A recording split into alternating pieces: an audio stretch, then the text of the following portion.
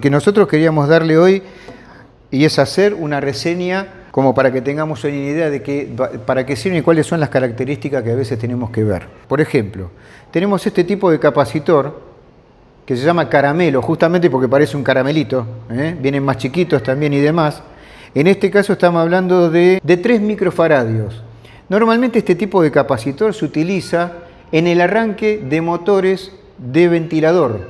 Después vamos a tener este tipo cilíndrico, que si bien tiene la misma característica, este es 2,5 microfaradios. Los microfaradios son la medida, tenemos varias medidas en faradios, ¿no? Tenemos nanofaradios, microfaradios y demás.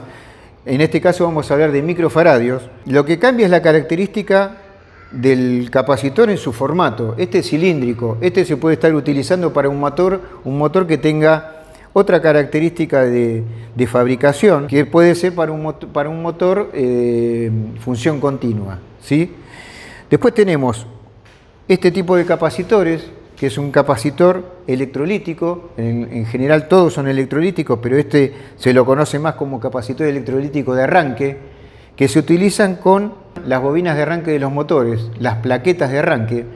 Lo que va a pasar es que le va a dar el impulso inicial al motor monofásico a través de su plaqueta, y cuando el motor, en la medida que vaya girando, trabaje en forma centrífuga sobre la plaqueta, la plaqueta después de un determinado tiempo va a despegar y va a hacer que el motor trabaje libre con la tensión de entrada. ¿Qué suele pasar cuando la plaqueta está averiada o ya está deficiente? Que queda conectado el capacitor, el motor ya arrancó libremente y el capacitor queda conectado y lo termina quemándose. Se llama que no despega el contacto después de iniciar esa fuerza centrífuga, y entonces el capacitor no se desconecta, queda conectado y termina quemándose. Supongamos que el capacitor ya cumplió un tiempo determinado, se desgastan, tienen un vencimiento por uso. Entonces, ¿qué pasa? El capacitor ya no está cargando, no va a retener la carga que te retenía al principio. Entonces, ¿qué suele pasar? Normalmente suele pasar que le vamos a dar arranque al motor y vamos a escuchar un sonido que es una cosa así parecida, donde es como que quiere arrancar pero no puede. Eso es lo que está pasando en ese momento, es que el capacitor no está dando, si queremos llamarlo de alguna manera, la carga necesaria como para hacer ese arranque inicial, ¿sí? Allí automáticamente tenemos que cambiarlo para que no corra riesgo ninguno de los bobinados del motor. Hay que cambiar automáticamente el capacitor. Tiene un agujerito.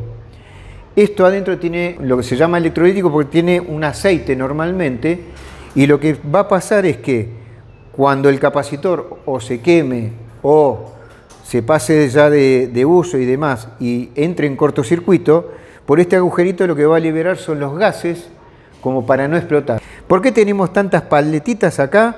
Porque fíjense, en este caso pasa lo mismo. Acá se puede ver, esta es la misma paleta de conexión, ¿sí?, que está agarrada al medio, y acá sale otra paleta de conexión. Únicamente es porque si se me rompe esta, lo conecto sobre esta. Y si se me rompe esta, lo conecto sobre esta.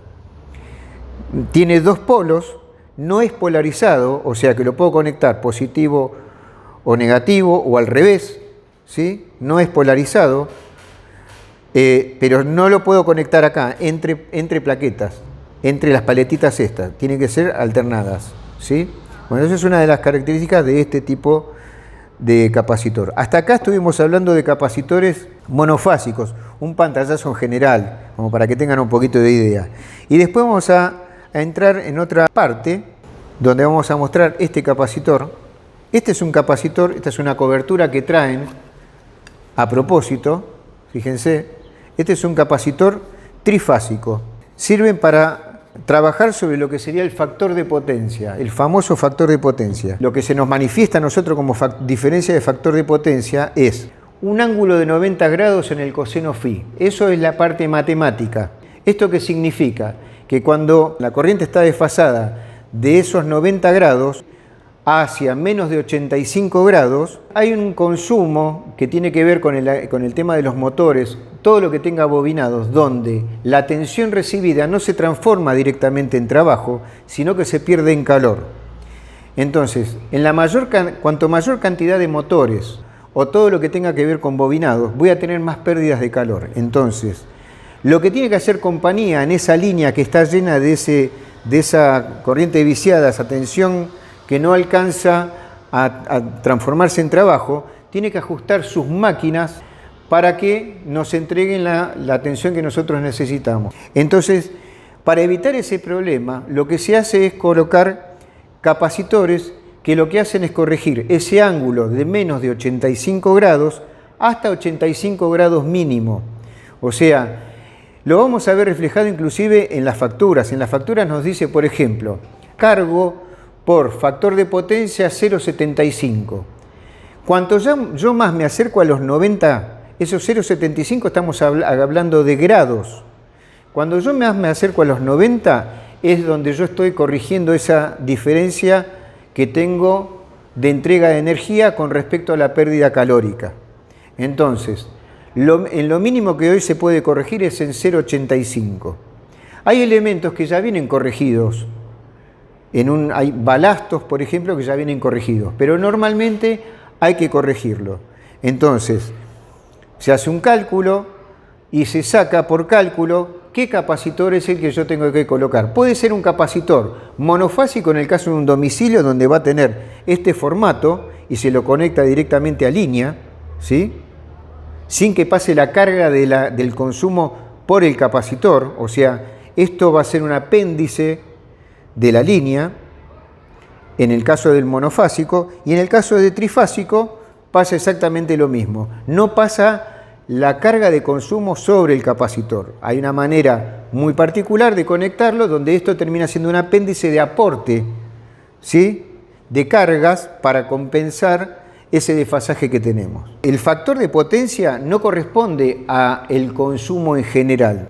Vamos a suponer que yo tengo toda mi instalación con los capacitores que corresponden en forma individual. En vez de colocar un capacitor trifásico, yo puedo poner en cada elemento monofásico un capacitor y también de esa manera estoy corrigiendo. Pero me olvidé de un transformador o me olvidé de algo que tiene un bobinado. Me olvidé de ponerle el capacitor.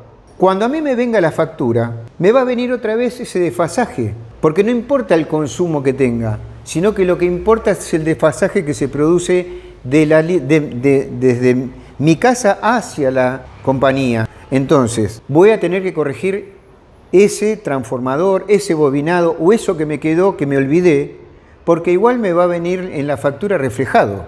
Por eso que no es una cuestión de cuánto es lo que tengo conectado, sino qué es lo que tengo conectado para tener un desfasaje de factor de potencia.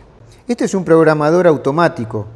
Esto se programa de tal manera que, de acuerdo al requerimiento, supongamos que yo tengo 30 motores en una empresa y yo digo, bueno, los quiero arrancar en 3 pasos. Entonces yo voy a conectar 1, 2, 3 pasos, un capacitor por cada paso. En la medida que yo voy entrando en consumo y agregando cantidad de motores, es cuando se van agregando los pasos. Supongamos, cuando hago el primer arranque, ya se puede poner en funcionamiento el primer paso con un solo capacitor. En la medida que voy agregando consumo con el segundo capacitor y en la medida que trabajo a pleno con el tercer consumo, el tercer capacitor, si fuesen todos consumos monofásicos. Ahora, si yo tuviese consumos trifásicos, hay otro tipo de bancos capacitivos que trabajan los 3 capacitores alternándose de acuerdo al requerimiento que vamos a tener en ese momento, ¿sí? Esto es importante saberlo porque esto es automático. Si cuando yo entro a una empresa, supongamos, tengo la llave general baja, quiere decir que tengo cortada la tensión en toda la empresa. Levanto la llave general y está todo apagado, excepto una luz de una oficina, ¿sí? Si yo tengo directamente puesto todo el banco capacitivo, que sería esto se llama banco capacitivo, si yo lo tengo conectado, en ese momento está funcionando todo el banco capacitivo por una lamparita que yo tengo prendida. Estoy generando un consumo y no se justifica por una lámpara que tal vez no tenga factor de potencia desfasado, como puede ser en el caso de una lámpara LED. Entonces, ¿Para qué se pone? Justamente se pone este regulador para que vaya entrando paso por paso, ¿sí? En la medida que yo voy agregando consumos, y en el momento que corresponde. Y no que tenga que encender todo el banco capacitivo por una lámpara en el momento que estoy entrando por 1/3 del consumo total que tengo. Esto es a grosso modo la explicación de para qué sirve cada uno de estos tipos de capacitores. Una cosa que les iba a comentar y me olvidé hoy. Los capacitores normalmente van a venir en dos tipos de aislación, 250 volt y 400 o 450 volt. Para iluminación, 250 volt de aislación. Para motores, 400, 450 volt de aislación. Ese es el consejo que nosotros damos. Bueno, muchas gracias. Nos vemos en la próxima.